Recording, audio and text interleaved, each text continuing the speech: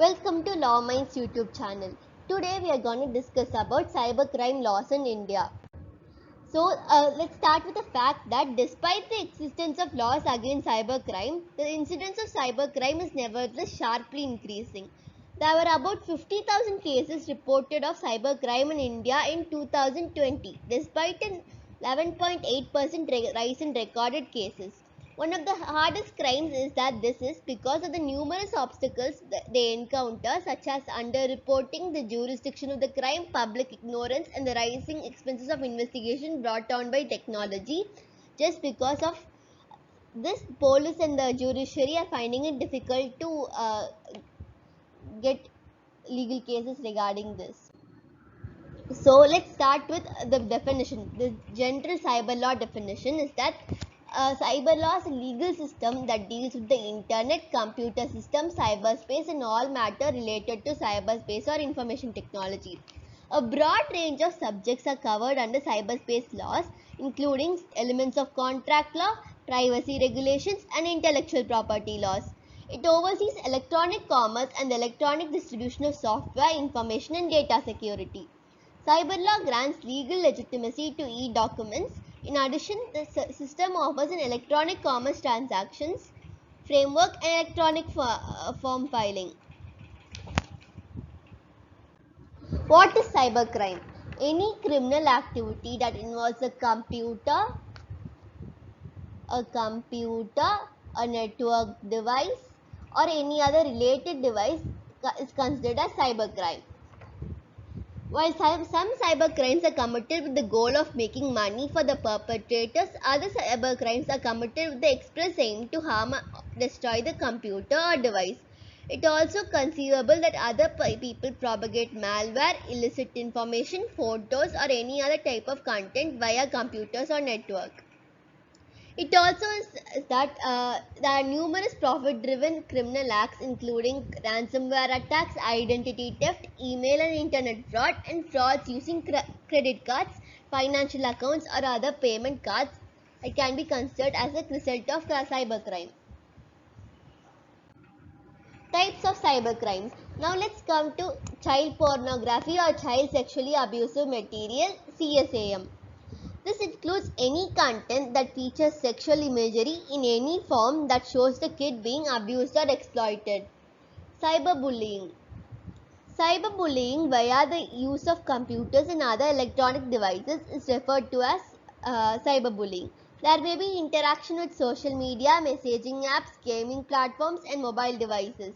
This frequently includes persistent actions meant to frighten, enrage, or embarrass the people who are the target.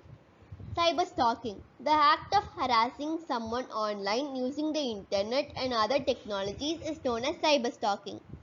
Cyberstalking is persistent, systematic, and purposeful practice that can take any different forms, including SMS, emails, and posts on social media.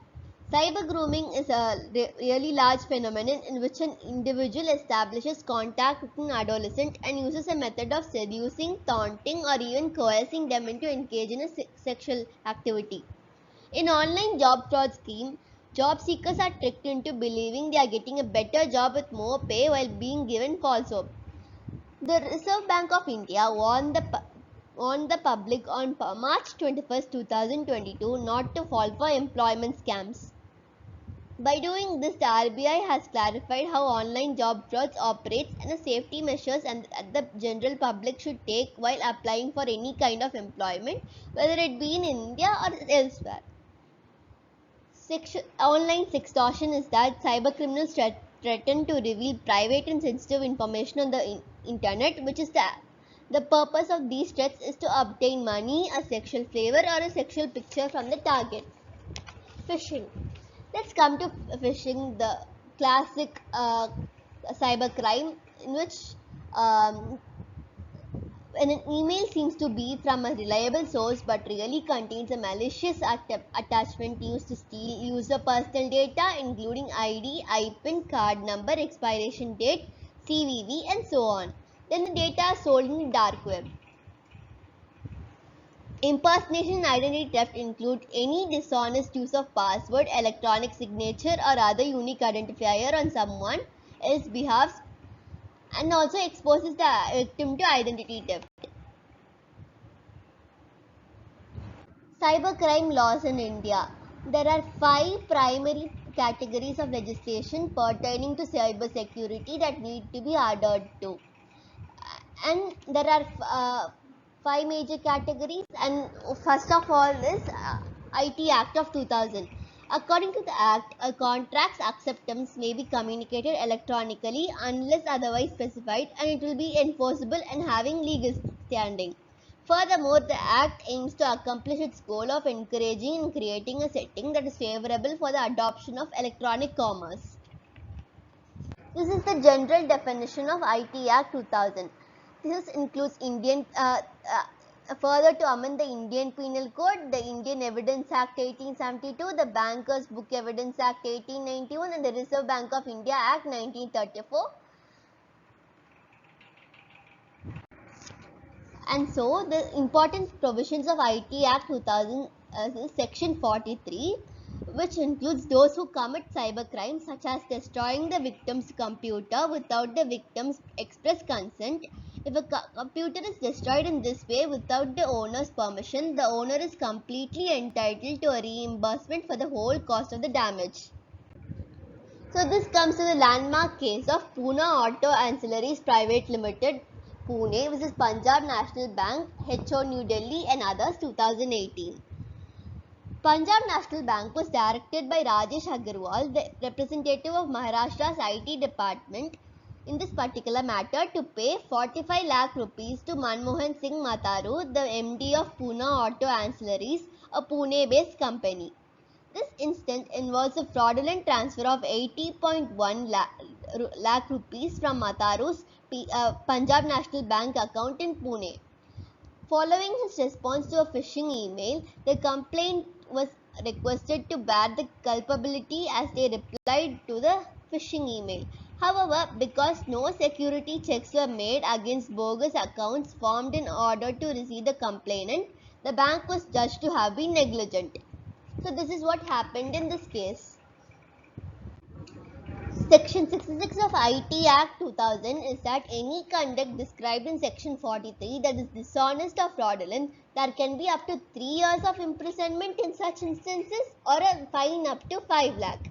In Kumar vs. Whiteley 1991, the accused acquired unauthorized access to the joint academic network throughout the inquiry and made changes, additions and deletions to data.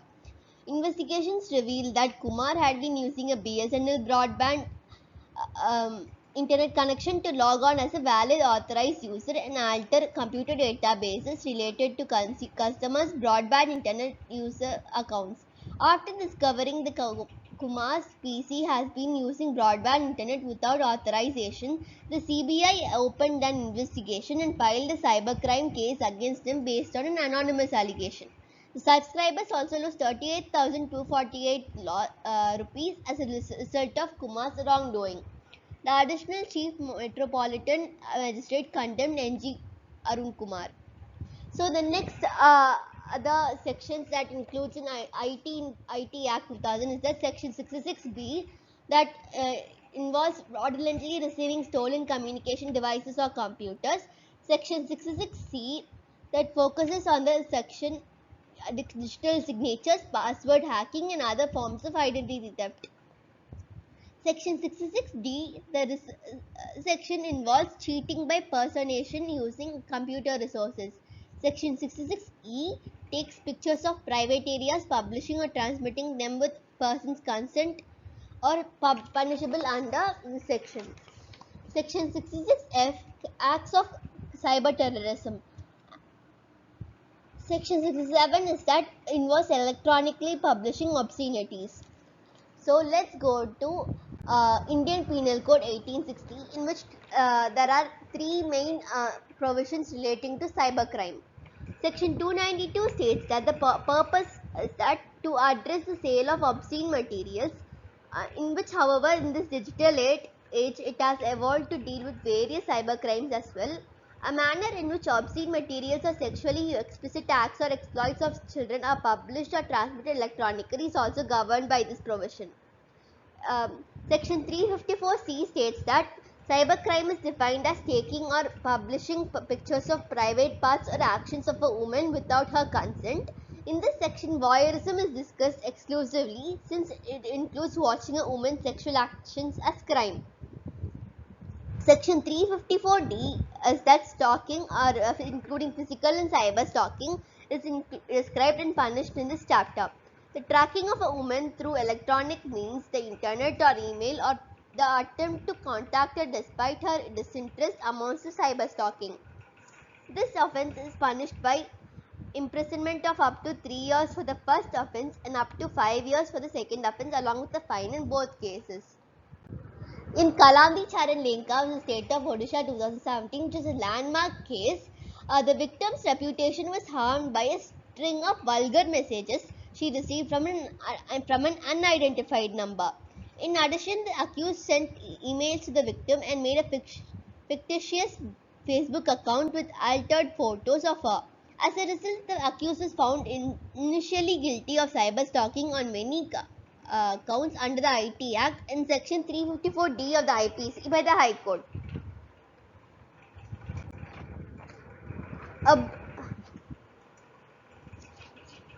A need for cyber laws in India is that cyber law is of particular importance in countries such as India, where the internet is widely used. To protect both individuals and organizations against cybercrime, the law was enacted. The cyber law allows other people or organizations to take legal actions against some of that person violates and breaks the provisions of law. And with that, we have come to the end of this video. Please subscribe to Law Minds YouTube channel. Thank you.